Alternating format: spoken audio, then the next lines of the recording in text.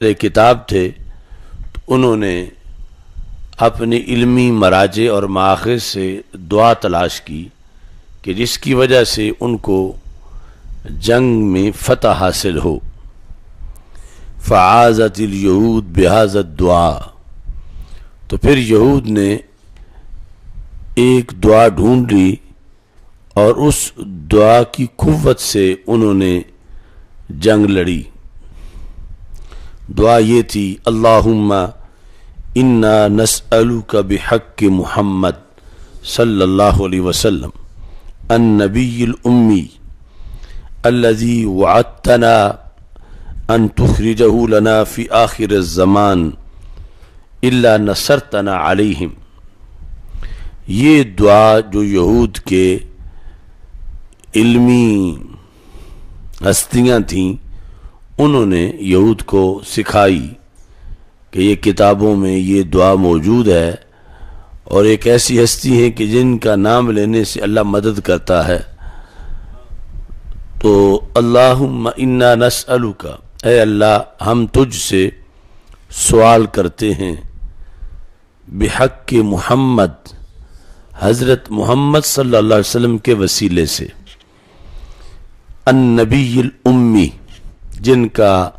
لقب نبی امی ہے، یعنی وہ تیری طرف سے سب کچھ پڑھے ہوئے آئیں گے، وہ دنیا میں کسی انسان کے شاگرد نہیں ہوں گے۔ الذی وعدتنا، وہ نبی کے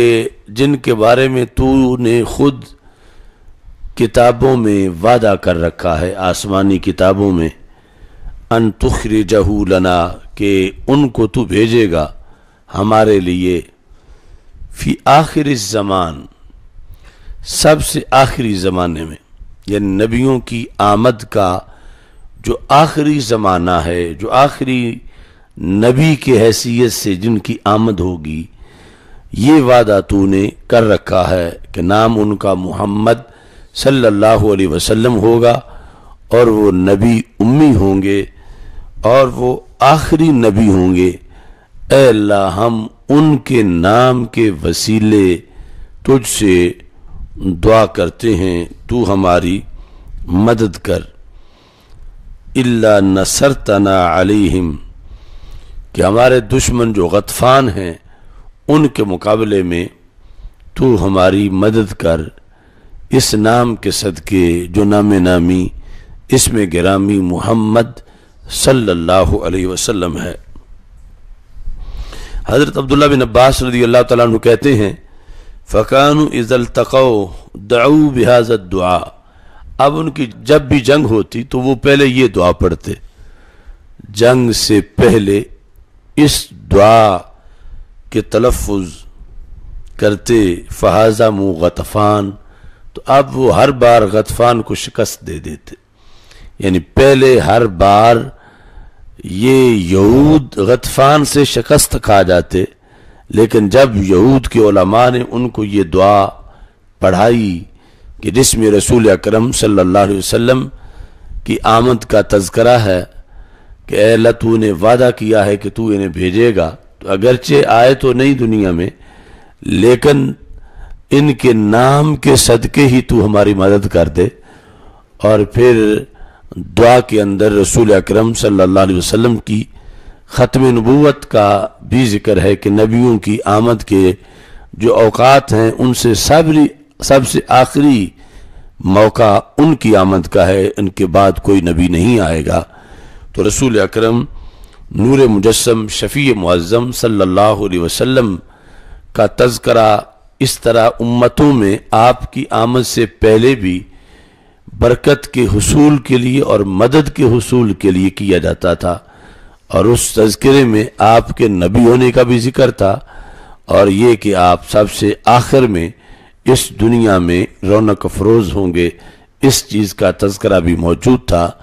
اور پھر رسول اکرم صلی اللہ علیہ وسلم کی جلوہ گری کا جو رب نے پہلی کتابوں کے اندر وعدہ کر رکھا تھا، اس وعدے کا بھی حوالہ دیا جاتا تھا۔ تو اس سے اندازہ لگایا جا سکتا ہے کہ آمد مصطفیٰ صلی اللہ علیہ وسلم جب کائنات میں نہیں ہوئی تھی، اس وقت آپ کی آمد کے تذکرے سے جب اتنی برکات حاصل کی جا رہی تھیں، تو جب آپ واقعی اس دنیا میں تشریف لے آئے اور پھر آپ اپنی شریعت لے آئے اور پھر اس شریعت کو دنیا میں نافذ کیا، اور پھر وہ شریعت آج بھی ہمارے پاس موجود ہے، تو اب وہ آمد کی گھڑی کہ جس کا بالفعل فیض ہمارے پاس موجود ہے، اب اس کا تذکرہ کس قدر مشکل کشائی اور حاجت روائی کا کام کرے گا کہ جب کہ ابھی آمد ہوئی بھی نہیں تھی، اس وقت بھی نام نامی لینے سے جنگوں میں فتح حاصل ہو جاتی تھی، اور جب رسول پاک صلی اللہ علیہ وسلم آ بھی چکے اور پھر کروڑ فیوز و برکات، آپ کی سیرت، آپ کی صورت، آپ کی شریعت، آپ کے اہل بیت اور آپ کے صحابہ رضی اللہ تعالی عنہم کی شکل میں، قرآن کی شکل میں آپ کے جو فیوز و برکات کائنات کو میسر ہیں، اب اتنی بڑی نعمتیں آپ کے ذریعے سے پا لینے کے بعد آپ کی آمد کا تذکرہ یقیناً باعث رحمت ہے، باعث برکت ہے، اور اس سے انسان پورا سال بلاؤں سے، وباؤں سے محفوظ رہتا ہے، اور نبی اکرم نور مجسم شفیع معظم صلی اللہ علیہ وسلم کی آمد پر جس قدر زیادہ سے زیادہ ایک انسان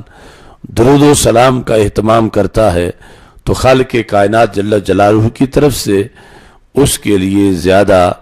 خوش بختی اور سعادت کا اہتمام کر دیا جاتا ہے۔ امام دمشقی ابن عباس سے یہ بھی روایت کرتے ہیں کہ یہود فائدہ حاصل کرتے رہے رسول پاک صلی اللہ علیہ وسلم کے نام سے، یعنی وہ فائدہ کہ جو پہلے کبھی انہیں فتح حاصل نہیں ہوتی تھی، اور جب سرکار کا نام لے کے جنگیں لڑیں تو پھر انہیں ہر بار فتح حاصل ہوئی۔ فلما بعث النبی صلی اللہ علیہ وسلم، لیکن وہی نبی کہ جن کی آمد کا وہ انتظار کرتے تھے اور اللہ سے کہتے تھے تو نے وعدہ کیا ہے کہ تو انہیں بھیجے گا، اور جنہیں نبی امی کہتے تھے، نبی آخر الزمان کہتے تھے، وہ حضرت محمد مصطفیٰ صلی اللہ علیہ وسلم جب رونق افروز ہوئے کفروا بھی، تو اب ان یہود نے ماننے سے انکار کر دیا، یعنی رسول پاک صلی اللہ علیہ وسلم کو نبی ماننے سے انکار کر دیا۔ تو مطلقاً رسول پاک صلی اللہ علیہ وسلم کی صفت و ثنا کرنا اور بات ہے، اور رسول پاک صلی اللہ علیہ وسلم کا کلمہ پڑھنا اور بات ہے۔ کتنے ہندو، سکھ، یہودی، کرسچن ان کی طرف سے، حتیٰ کہ مرزا قادیانی کی طرف سے بھی رسول پاک صلی اللہ علیہ وسلم کی لکھی ہوئی نعتیں ملتی ہیں، تو نعتیں لکھنا اور معاملہ ہے، کلمہ پڑھنا اور معاملہ ہے۔ تو جب کلمہ انہوں نے نہ پڑھا یہود نے، تو پھر اللہ ناراض ہوا، خالق کائنات جل جلالہ نے یہ آیت نازل کی، وَكَانُوا مِن قَبْلُ يَسْتَفْتِحُونَ عَلَى الَّذِينَ كَفَرُوا، کہ یہ لوگ وہ ہیں کہ میرے محبوب کے نام کی برکت سے دوسرے کافروں پر فتح پاتے تھے، فتح طلب کرتے تھے جنگوں کے اندر۔ فَلَمَّا جَاءَهُمْ مَا عَرَفُوا كَفَرُوا بِهِ، پس جب تشریف لے آئے وہ جنہیں یہ پہلے سے پہچانتے تھے، کفروا بھی، تو انہوں نے ماننے سے انکار کر دیا۔ یہ رب ذوالجلال یہود کی مذمت کر رہا ہے اور کہتا فلعنت اللہ علی الکافرین، اللہ کی لعنت ہو کافروں پر۔ تو یہ جو آیات کریمہ ہیں، ان میں اس چیز کا بھی پتہ چلا کہ رسول پاک صلی اللہ علیہ وسلم کی آمد سے پہلے آپ کی معرفت پائی جاتی تھی، یعنی آپ کو پہچاننا، آپ کے بارے میں تعارف، جو کہ قرآن کہتا ہے فَلَمَّا جَاءَهُمْ مَا عَرَفُوا، ما عرفوا یہ جا کا فائل ہے، وہ آئے جنہیں یہ پہچانتے تھے، یہ یہود جن کو پہچانتے تھے۔ جو لوگ اہل کتاب نہیں تھے، مشرکین مکہ، انہیں تو پہلے پہچان نہیں تھی، لیکن جو اہل کتاب تھے، جنہوں نے اپنی کتاب میں پڑھا ہوا تھا، انہیں پہلے بھی پہچان تھی کہ حضرت محمد صلی اللہ علیہ وسلم آخری نبی مکہ مکرمہ سے ظاہر ہوں گے اور وہ نبی ہوں گے، یہ ان کو پہچان تھی۔ لیکن محض پہچان کام نہ آئی، کیونکہ ایک ہوتا ہے جاننا، دوسرا ہوتا ہے ماننا۔ صرف جاننا کافی نہیں، جاننے کے ساتھ ماننا بھی ضروری ہے،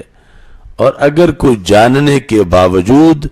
نہ مانے تو پھر سختی بھی زیادہ ہوتی ہے اللہ کی طرف سے۔ یعنی جو جانتا ہی نہیں اور نہیں مانتا،